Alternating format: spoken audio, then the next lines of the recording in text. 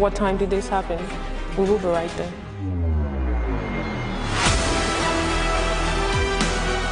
At TVC News, we follow the big and major news, gathering the facts, witnessing the outcome.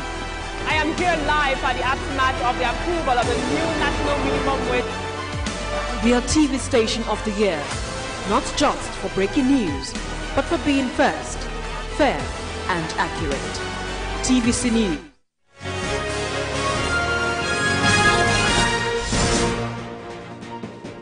Thanks for staying with us. Coordinator of the Presidential Amnesty Program has called on young Nigerians to give government more time to strengthen the economy. Dennis Otuaro says rather than protests, aggrieved citizens should engage government through constructive dialogue. Sifonisian has details. That another round of protests in the country could degenerate into violence and undermine development as a result of events of the recent violent protests in parts of the country. 10 people are standing trial for their alleged role in the recent protests. The Nigerian Youth Organization is at the Presidential Amnesty Program office in Abuja to voice its concerns about impending protests in the country. We are all aware that in our country today there is hardship. This hardship had followed us from the inception of democracy. And today, we are very sure that we're having a government that is so determined to ensure that we move from this saga we found ourselves. As youths in this country, we will no more allow miscreants, we will no more allow selfish politicians to use us in the name of hardship to perpetrate vices in the society. The coordinator of the Presidential Amnesty Program shares the concerns but calls for citizen understanding as the government means well for the people. They should not use proxies. Let them come down and protest. We will engage with the government. We will talk with the government. We will talk with the government. While we are talking with the government, even the Europe that they are staying, the foreign land that they are staying, they know how people protest. They know how people protest. They don't disturb other people's business. You don't use protest to go and loot shops. You don't use protest to go and give symbols of treason. There are reports of planned protests for October the 1st. Sifonisian, TVC News, Abuja.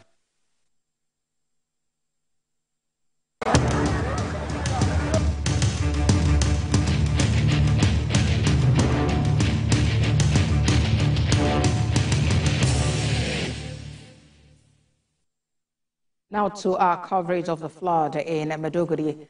Former presidential candidate in the 2023 general election, Rabiu Kwankwaso, has visited Maiduguri, capital of Borno State, to commiserate with government and people of the state over the flood disaster. He also presented a check of 50 million naira. Mr. Kwankwaso said his visit was to share in the moment of grief with victims of the flood. According to him, beyond party politics, humanity comes first, and unity of purpose is what makes the country great.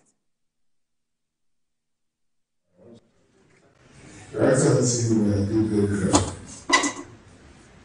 This goes to show that we remain one indivisible element. We are seen here with the large delegation. And apart from your coming a few days ago,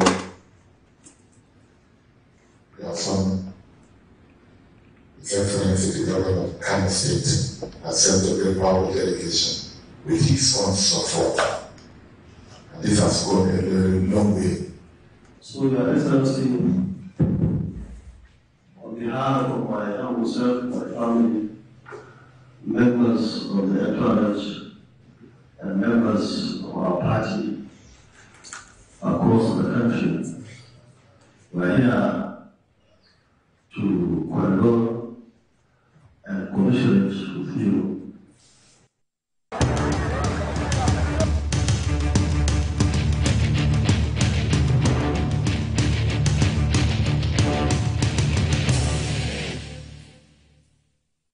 Let's turn attention to Kwara State, where some residents of Bodisado community in Moro local government area are now displaced and currently counting the losses after a flooding incident on Wednesday evening.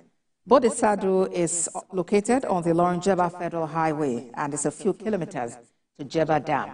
Flooding is a constant occurrence in Jeba, but this time around, residents of Bodisado are feeling the brunt.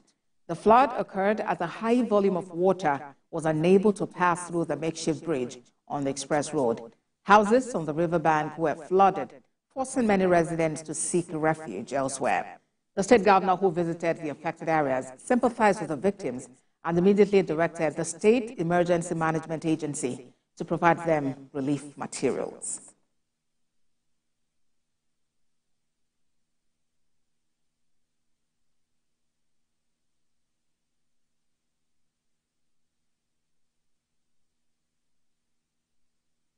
Education now. Students interested in studying at colleges in the United States have experienced a one-on-one interaction with international admissions officers from 50 leading American universities.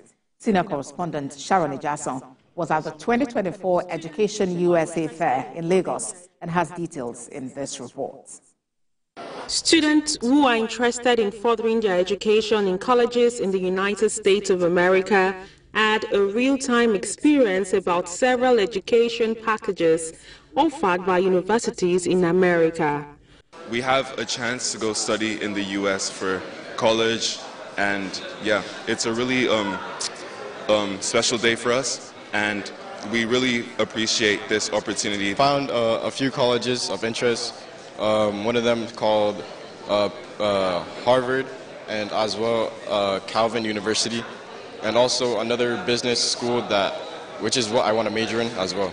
The U.S. Consulate General in Lagos said the 2024 Education USA Fair facilitated direct interactions for prospective students with international admission officers from 50 leading U.S. colleges and universities, including Harvard University, Columbia University, the George Washington University, and Spelman College.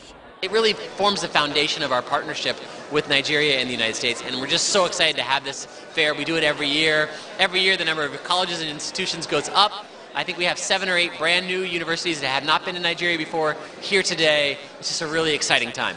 Amazing college fair that allows students to find out more about the universities, find out the top-tier education they can receive in the U.S., learn about how it's flexible and what they can study, how they bring diversity to U.S. campuses, how they can be part of the 1 million students worldwide that study at U.S. universities and get quality education and be prepared for the rest of their lives and the careers that they want in the future. We're hoping that students make meaningful connections and they're able to have answers to their questions about what they want to study and where they can study that. I would say that the great thing about this fair is that every year we have students who've come for the fair, who've met reps in person, and who've been admitted with funding to those schools. So that's what we hope that will happen today. According to data, more than 17,000 Nigerians pursued U.S. graduate and postgraduate degrees during the 2022-2023 academic year. Elsewhere, the empowerment of youth through digital skills acquisition is gaining momentum across the world. This is why a non-governmental organization has decided to offer free training to select youth in Katsina State to equip them with market-relevant skills. Abdulatif Yusuf reports. For some people, starting up a business is the most difficult thing, especially due to lack of funds. But digital opportunities have now presented the youth with windows of opportunities to display their talents and harness their full potentials. These beneficiaries tell their stories and how they are taking advantages of the digital literacy opportunities in improving their businesses. Actually, this is an amazing training. It was an amazing experience because out of many, because almost 600 people applied for this training. And alhamdulillah, I was fortunate to be part of the 100 to take the training at first. So, as an upcoming content creator, because I'm the one holding Tarihi Sport platform, the platform that is always integrating in history activities. So this training will equip me with a lot of knowledge. And a lot before then, I don't know anything about this, but now, Alhamdulillah, I have learned a lot from them. And what I'm going to say next is that my advice to our sisters and brothers to join this program.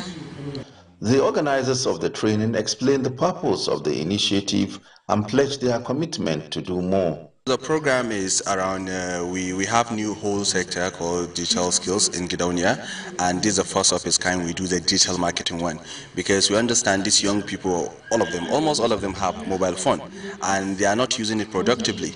So why not we help them see what value can they bring out of this and even generate a revenue. So that's why we started this program. It's a 4-day digital workshop on digital marketing. Already we have seen that there are gaps, especially when you look at digital skills opportunities for young people, and we have seen these gaps at many instances, and that's why this program have come in handy and at the right time for our young people to be able to acquaint themselves with digital skills that will help them to be able to access opportunities that are there, and also to utilize their social media networks. The 4 days training has ended successfully, with the participants determined to cascade the knowledge acquired to their communities. Abdulatif Yusuf, TVC News, Katsina. That's TVC Midday News. Thank you for watching.